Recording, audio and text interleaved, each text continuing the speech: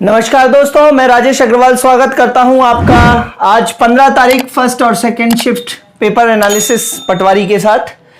GS में दोस्तों आज प्रश्न आया है, मुश्ताक अली से संबंधित कोई किताब लिखी गई है, उस मुश्ताक अली से संबंधित किताब के लेखक कौन है। देख लीजिएगा दोस्तों, प्रश्न पलट रहे हैं लगातार।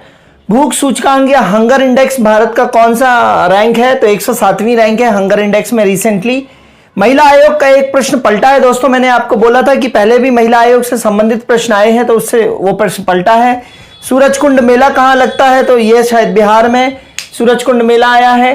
कर्नाटक उत्सव जो अक्टूबर नवंबर में कर्नाटक में जो उत्सव लगता है, कंबाला महोत्सव, जो बैलों की दौड़ होती है, कंबाला है ना। बुक राइटर जो है वही मुश्ताक अली से रिलेटेड दोस्तों आए हुए हैं कुछ। मध्य प्रदेश के वन मंत्री कौन है, तो कुंवर विजय शाह, ये मध्य प्रदेश के वन मंत्री पहले शिफ्ट में। ऐशबाग स्टेडियम कहां है, तो भोपाल में। धन विधेयक कौन से अनुच्छेद में होता है, तो अनुच्छेद नंबर 110, ठीक है। संयुक्त बैठक अनुच्छेद नंबर 108 और वार्षिक वित्तीय विवरण या बजट 112। 108 में संयुक्त मीटिंग, संयुक्त अधिवेशन, 110 में धन विधेयक और 112 में वार्षिक वित्तीय विवरण, जिसको बजट बोलते हैं। बजट शब्द को संविधान में यूज नहीं किया गया है। अल्पसंख्यक आयोग जो है सूचना किसे देते हैं, तो अल्पसंख्यक आयोग सूचना देते हैं संसद को। फिर एक किताब तारीख फिरोजशाही किसने लिखी है, तो बर्नी ने लिखी है। इसकी मैं लर्निंग देने वाला हूं। तारीख फिरोजशाही किसके द्वारा लिखी गई किताब है, तो बर्नी। फिर काबुली मस्जिद कहां पे बनवाई गई है, तो काबुली मस्जिद से रिलेटेड एक प्रश्न आया है। FIS पुरस्कार आया है दोस्तों, कुछ ये देखिएगा क्या है, सर्च करिएगा FIS पुरस्कार। और सिक्किम कब बना है, तो 1975 में। इसकी भी लर्निंग है दोस्तों, बड़ी लर्निंग है, सेपरेट लेक्चर में कवर करूंगा। सिक्के 75 87 मिजोरा है ना, अरुण गो 87 शून्य में CGJH यूके वासी, इस तरीके से इसकी टेका है। वाद्य यंत्र से रिलेटेड एक प्रश्न आया है दोस्तों। सिक्किम जो बना है 1975 में, यह 36वें संविधान संशोधन द्वारा बना है, 36 कॉन्स्टिट्यूशनल अमेंडमेंट एक्ट द्वारा बना है। वाद्य यंत्र से संबंधित प्रश्न आया है और कालिदास की रचना आई है दोस्तों कोई। इंग्लिश में दोस्तों वही PQRS से रिलेटेड आया है, जंबल्स 8-9 क्वेश्चंस आए हैं। Idioms, active passive, direct indirect, antonyms, synonyms, error और वन वर्ड, वही रूटीन फॉलो हो रहा है। यदि अब तक आप PQRS या पैरा जंबल में मास्टरी कर चुके हैं तो that is well and good for you. Hindi में दोस्तों पहले शिफ्ट में मतदाता का समास विग्रह आया है, तो मत का दाता या मत को देने वाला जो होता है, मत का दाता, ठीक है। तो मतदाता का समास विग्रह आया है। कोई उपसर्ग आया है, रामवृक्ष बेनीपुरी साहब की एक रचना आई हुई है, तो रामवृक्ष बेनीपुरी की रचना। फिर विस्मय में विस्मय से कौन सा शब्द नहीं है, 4 शब्द दिए थे, उसमें पूछा था कि विस्मय से संबंधित कौन सा शब्द नहीं है।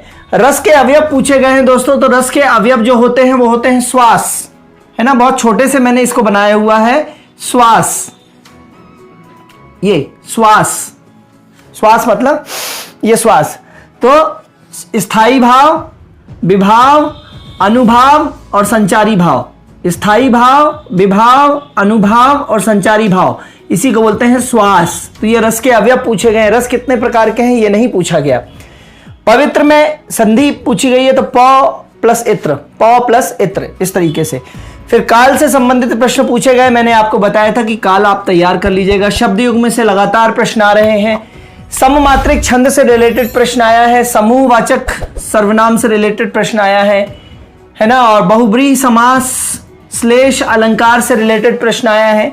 वाच्य आए हैं दोस्तों, विलोम आए हैं और शुद्धवर्तनी से रिलेटेड प्रश्न आया है, ठीक है। तो आज की पहली लर्निंग क्या हो गई, रस के अवयव क्या होगा, श्वास, SVAS, श्वास, ठीक है। साइंस दोस्तों थोड़ी सी टफ आई है आज, ठीक है, देखेंगे, दोनों शिफ्ट की है ये।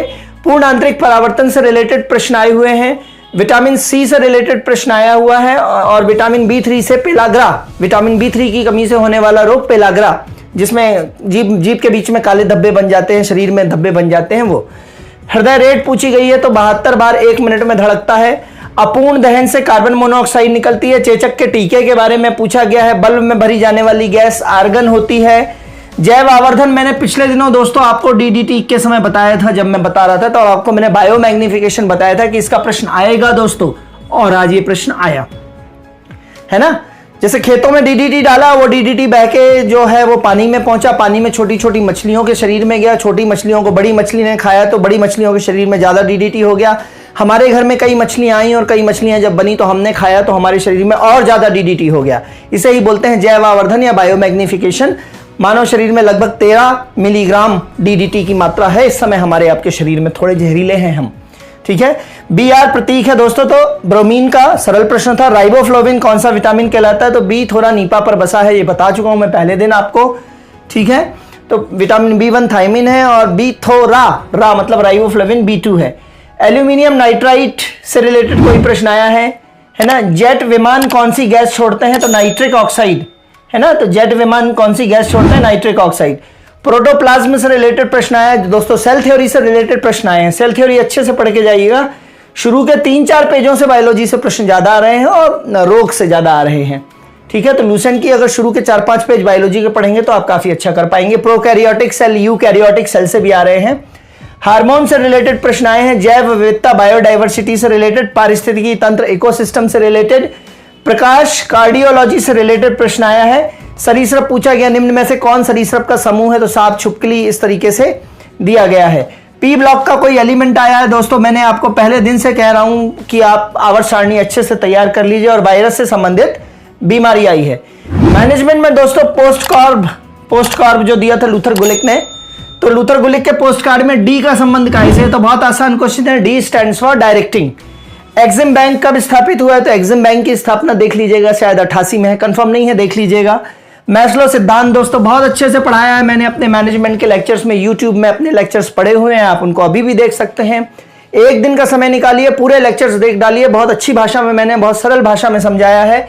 और यदि आपको PDF अभी भी लगते हैं, भविष्य के लिए भी चाहिए, तो 9827580344 पर आप मुझे व्हाट्सअप कर सकते हैं। इस नंबर पे मुझे कॉल भी आ रहे हैं, लेकिन अब मैं पर्सनली नहीं समझा सकता, तो आप उसको वीडियोस में देख सकते हैं, है ना। और वीडियोस पसंद आते हैं तो लेक्चर को लाइक, सब्सक्राइब और शेयर करते जाइए, अच्छी चीज को आगे बढ़ाने में हर्ज ही क्या है। प्रेरणा या मोटिवेशन से रिलेटेड 2 प्रश्न आए हैं, जिसमें से एक प्रश्न मैंने आपको मैस्लो सिद्धांत का बता दिया है। प्लानिंग से संबंधित 2 प्रश्न आए हैं। सब कुछ मैनेजमेंट में समझने लायक है, यदि आपने पढ़ा है दोस्तों, और नहीं पढ़ा है तो काला अक्षर भैंस बराबर, ठीक है, काला अक्षर मैनेजमेंट बराबर, ठीक है। कंप्यूटर्स में दोस्तों interactions of row and columns आया है, रो एंड कॉलम्स जो जहां पे काटते हैं तो वो सेल बनाते हैं। MS वर्ड से रिलेटेड कोई टैब आया है। मैक्रोस किस भाषा में लिखा जाता है, इससे रिलेटेड प्रश्न आया है।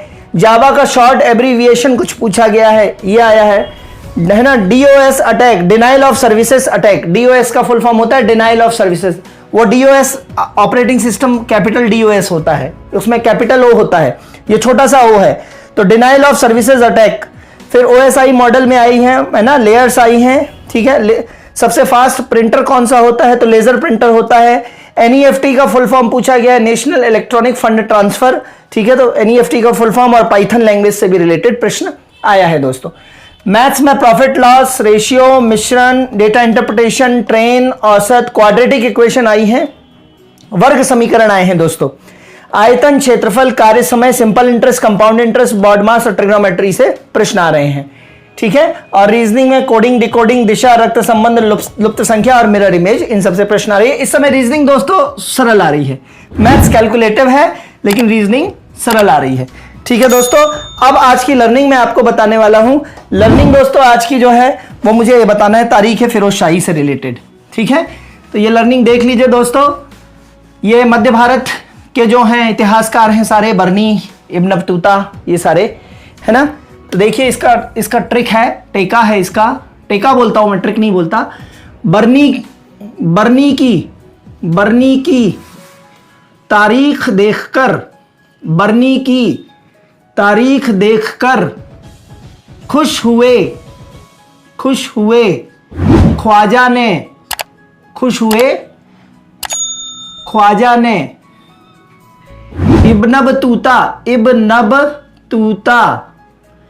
इब्न बतूता को रिहा किया और ईसा फतह की, है ना।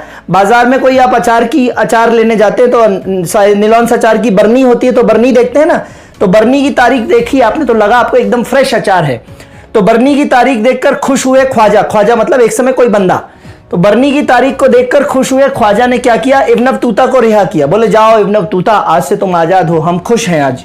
तो इब्न बतूता को रिहा किया और क्या फतह कर लिया, ईशा फतह कर ली, ठीक है, तो बस अब जो प्रश्न आया है तारीख है फिरोज शाही, ये आज का प्रश्न है दोस्तों। आपका तारीख है फिरोज शाही किसने लिखी है? बर्नी ने। तारीख है फिरोज शाही लिखी है बर्नी ने, ठीक है। और खुसरो, अमीर खुसरो ने लिखी है खजाइनुल फुतुह। ख्वाजा से मतलब क्या है? खजाइनुल फुतुह। खजाइनुल फुतुह किसने लिखी है? खुसरो। खुस से मतलब क्या है? खुसरो। तो खुसरो ने लिखी है खजाइनुल फुतुह। इब्न बतूता ने क्या लिखी है? रिहला। इब्न बतूता ने कौन सी किताब लिखी है दोस्तों? अगले पेपर में ये दिखेगा, मैं आपको चैलेंज से बोलता हूं, अगले आने वाले 1-2 दिन में ये प्रश्न दिखेगा। रिहला किसकी किताब है? इब्न बतूता की। तो इब्न बतूता की रिहला, ठीक है। और ईसामी की फुतुह उस सलातीन, राइटर कौन है? ईसामी। और किताब का नाम क्या है? फुतुह उस सलातीन। फुतुह उस सलातीन।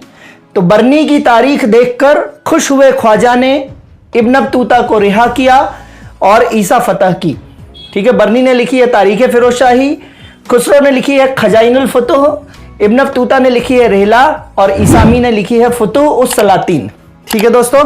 तो ये लर्निंग थी, कल फिर से मिलेंगे, तब तक के लिए धन्यवाद, गुड बाय, जय हिंद दोस्तों।